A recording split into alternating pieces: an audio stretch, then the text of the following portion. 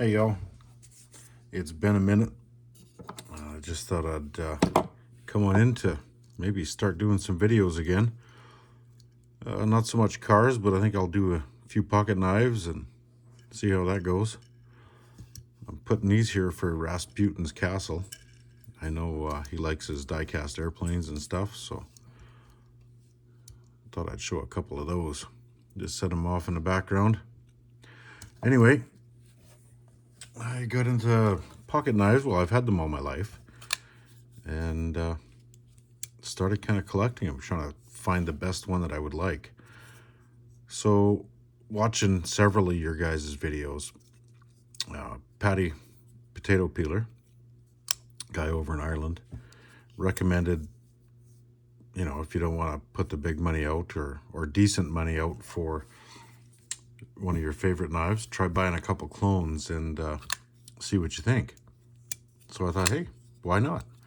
For under $50 shipped, you could get a Spyderco clone off Etsy, here in Canada anyway, and it's a pretty close, reasonably well done clone.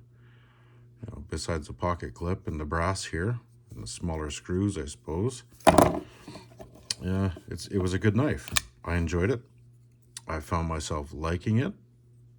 This one is a liner lock for a PM2, which is, I think, the guts out of the crew wear one. But anyway, I liked it.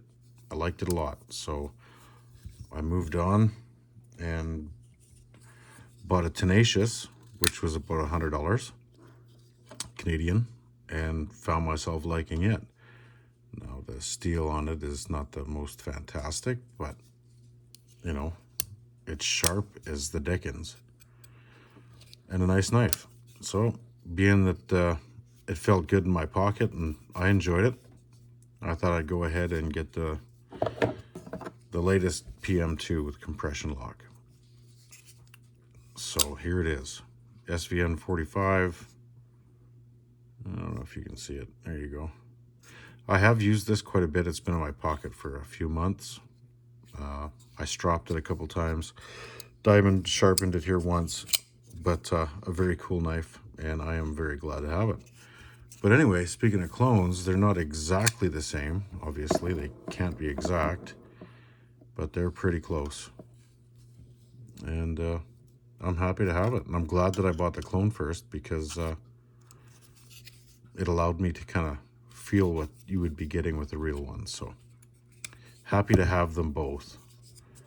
Very cool knives. But if you don't want to fork out the fair amount that you're going to have to pay for that, I just recently, like within the last week, picked up an Ontario Rat Model 1. They're reasonable, they're sharp, it's Oz 8 steel. And if you look at it, they are very similar. Very similar. Feel pretty good. Actually, the Ontario Rat actually feels a little bit better in hand when you hold it like this. You don't get the finger choil there, but it's still a pretty good knife. And like screaming sharp.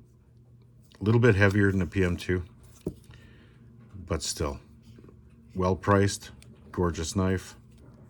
Just thought I'd mention that too. But yeah, my favorite knife as of late that I've been packing everywhere and done all kinds of work with it is the PM2 by Spyderco.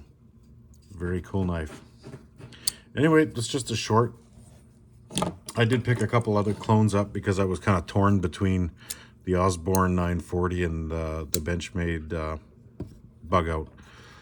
The Bug Out's in the truck right now, but I did pick one of these up, and ultimately the Spyderco PM2-1, even though this is a fantastic little replica. It doesn't have the backspacer like the original one does, and it's not the same material as if I was going to buy one. I think I'd get the OG green, the aluminum scales and stuff, but this one, it was a tough call between this one and the Spyderco, but I went with Spyderco. And maybe the next one will be a real one, but when you're not sure, I'm pretty sure you'd enjoy one of these. And if this is too much, this is really affordable. I know Ontario Knife kind of got bought out, I hear, but they're still around. If I found them up here, you guys should definitely be able to find them.